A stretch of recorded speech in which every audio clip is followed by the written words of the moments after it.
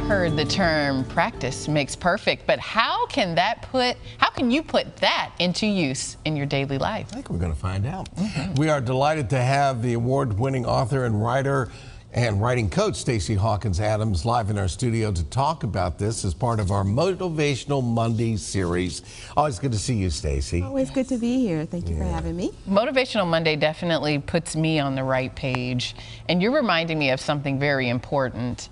The consistency that you need in, first of all, routine. Yes. And then consistency in the routine so that it becomes, you know, a practice makes perfect situation. For those like me who might not be as consistent or might not be great at routines, what do you recommend? And I would say myself as well. We are all there. So I recently heard this woman speak, a fellow author, Kate Baistrup, at a conference I attended, and she gave a whole message around how you practice is how you play.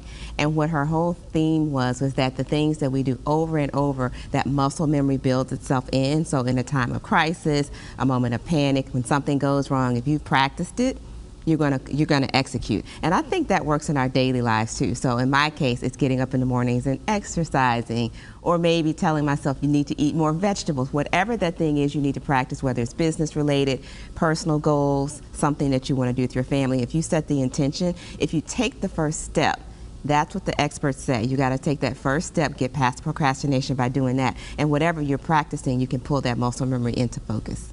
We all see it. I mean, there's lots of proof all around us. This works. I mean, you take the first responders. How do they function under the conditions they function under?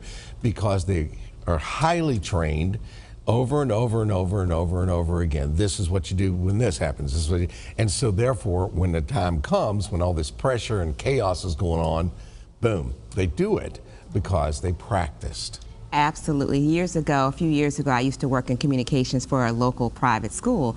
And every year, most schools require you to practice CPR, do the CPR training, the Heimlich maneuver. So everybody had to do it. I wasn't in the classroom. But in 2019, I was out at, there was a restaurant, Brio, as many of you all know, at Stony Point. A woman down the way happened to be choking, and I heard the scream and went right into action. Now, I would have never thought I would have been able to do that, but that practice, that muscle just kind of kicked in. And so if we think about that, you know, we were just talking about your young one, and so like when some things happen with our kids, we just go right into motion. But again, it's even if we decide we want to exercise more, in my case, get up at 5 a.m. in the mornings, work on that next book, what is that first thing we have to do? We kind of have to set the intention, put it on our calendar sometimes, and prioritize it, and just say, I'm going to do this without thinking about it, and it becomes repetitive for you. Wow, yes. We're on the same page. My 5 a.m. morning has not quite kicked off the way that I intended to be. But to your point, you know, having that one thing and trying to make it easy. I find that when my process is over-engineered and there are 59 steps to my getting ready for bed routine, you will easily skip some of those. So how do we keep it easy so that our ability to practice and make it perfect is realistic? So I think you said it kind of can be over-engineered, but sometimes that actually is part of the practice. So at the beginning of the week, if you know, okay, I've got to do these 3 things this week, I'll check my calendar on Sunday afternoons, I'll look at what I have to do for the week, I'll already start to think about what I need to wear. Now, a funny thing I do on the mornings before I come here, I have 2 things picked out, because I'm like, I don't know how I'm going to feel in the morning. So rather than wake up and say, I don't want to wear that, I have 2 options, and I go with the option that I'm feeling, that's practicing, and then I already kind of have, I might change up throughout the week, but at least I have a sense of where I'm going to be, what I need to do, what time I need to show up. Now, that's something that I sometimes oh, okay, I didn't leave quite on time. I'm practicing on that. But those areas where we don't have it right, that's where we can kind of give ourselves grace.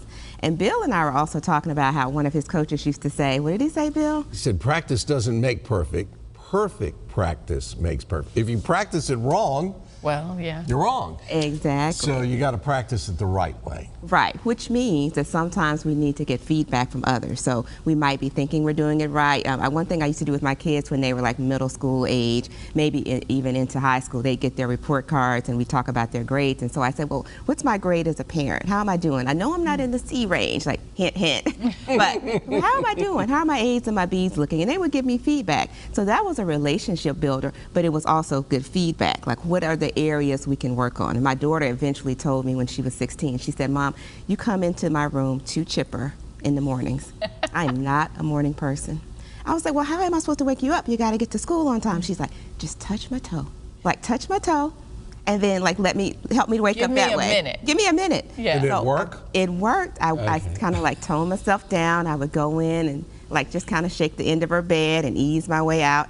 And she kind of got a new routine of, okay, this is our practice. I'm going to get up and make it perfect. So sometimes feedback. So that put it on her, though, to actually respond to the toe There you touching. go. Yeah. We got to be open to the feedback, receptive to it. How can we learn and grow as a result of it? So people have to be part of your process, your practice, Yes. your feedback loop in order for you to truly perfect it over time.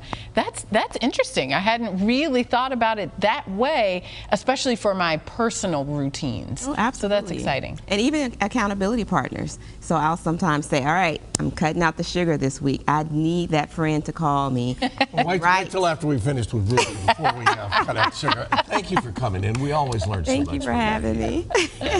Stacy Hawkins Adams sends out weekly Motivational Monday emails. And if you want more information or to subscribe, just visit stacyhawkinsadams.com.